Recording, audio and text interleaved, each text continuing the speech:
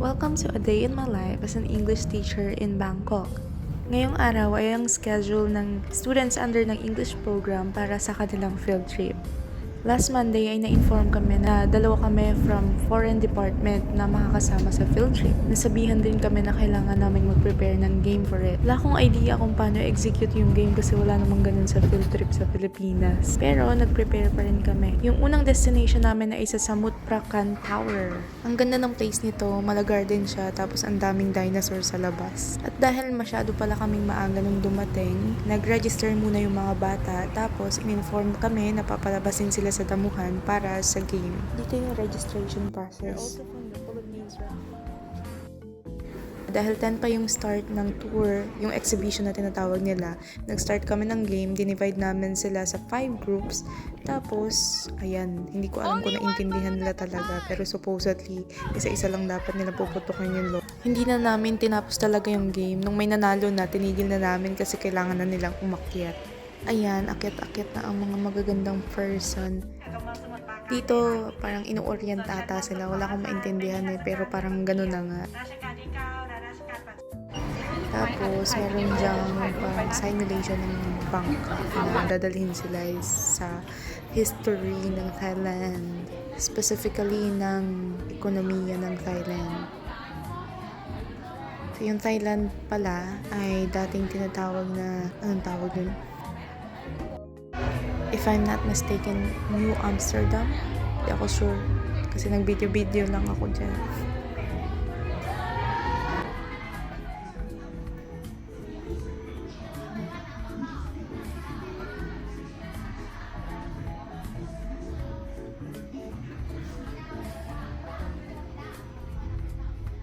Limited lang yung pwedeng sumakay dito sa bangka. Nalungkot yung katabi ko. Gusto niya sumakay pero pinakita din yung war. Umiilag-ilag pa yan sila. Oo.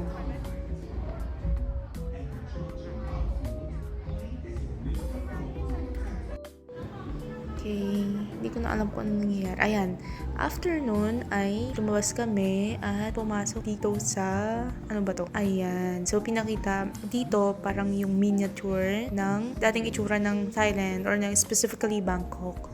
Yung trading system at actually in-explain din dyan kung bakit hindi sila nasakop eh. Pero hindi ko naintindihan masyado. Meron din miniature ng mga galleon na nagtitrade sa kanila at maraming mga malalaking bansa ang pumupunta. Pero hindi sila nasakya, na-preserve nila yung kulturang meron sila. Even the temples na visit natin ngayon, meron doon na napakatagal na. Dito naman ay pinapakita ang pinagkakakitaan ng mga sinaunang Thai people. Sa part na to naman, makikita ang simulation ng market na ang market na meron sila nung ancient era at makikita talaga na noon pa lang man, noon pa man, ay meron na silang mga night market. Yeah. Eto naman, akala ko what aron to, halos pareha sila ng itsura. Moving on, pinalipat na naman ng mga chikiting sa susunod na station. Dito sa part naman na to, ang ganda-ganda nito, promise.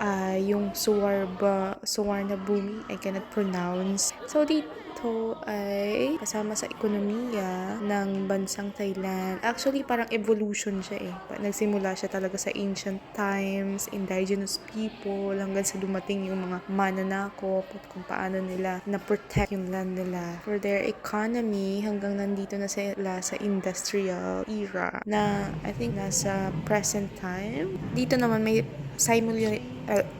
simulation siya ng mga factory at para siyang game. Dito din, pinapakita kung paano yung system ng package, yung pagpapadala ng package sa iba't ibang bansa. Ano ba tawag dun? Pinakinggan ko yung voiceover ko para ako nagtuturo. Anyways, dito ay yung railing system sa 21st century. 21st pa? Char. 20 yun. Okay, at dito naman ay pinapakita ang buong view ng Bangkok. Ang ganda niya. Iniisip ko nga dyan kung paano nila ginawa. Kasi lahat ng detalyo. So dyan, nag-select sila ng mga students na gustong sumakay dito sa cable car. At Ayan, sumakay lang sila for 5 seconds. Akala nila masaya. Tapos bumaba na sila. Parang, pag tumingin kasi sa baba, parang nasa totoong cable car ka talaga. Ayan, nakakalula. Ewan ko. Ewan. And here we go again. Ayan. Sa mga panahon na yan ay nagsisisi na ako kung bakit hindi ko iniwan yung bag ko sa baba. Ang haba ng nilalakad na, ang bigat-bigat ng bag ko. Kaya pala pinapaiwan sa akin, hindi ko iniwan. Dito naman, umakyat na kami ng 23rd floor at ang ganda-ganda nito. Yan, makikita natin yung buong lugar ng Samut Prakan and ang ganda niya lang. Hindi ko alam kung may nakikita talaga dyan sa telescope na yun kasi sinry ko, itim lang yung nakita ko. Ewan ko kung bakit. Parang may mali. Ayan na nga ang The Great Chao Phraya River.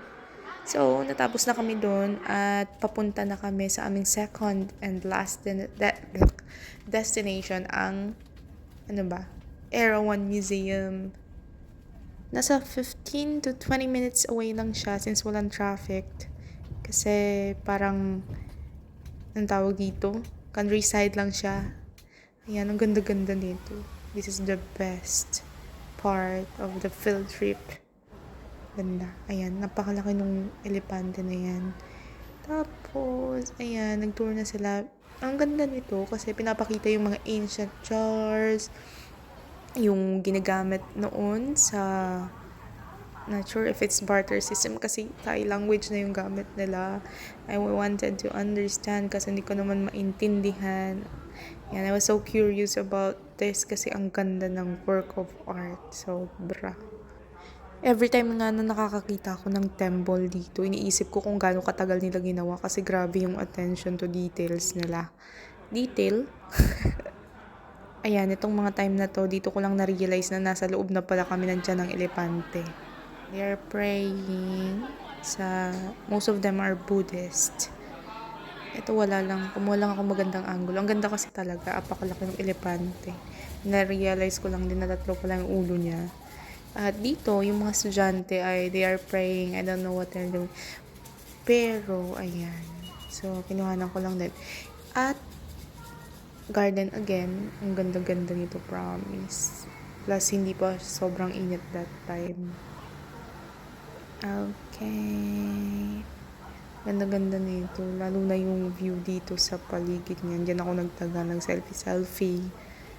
Ewan. Sobrang ganda lang. Ang bango pa ng usok na lumalabas. Parang humidifier.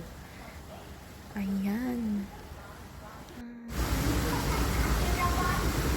Okay. And that's all for today's video. Goodbye. Okay, thanks.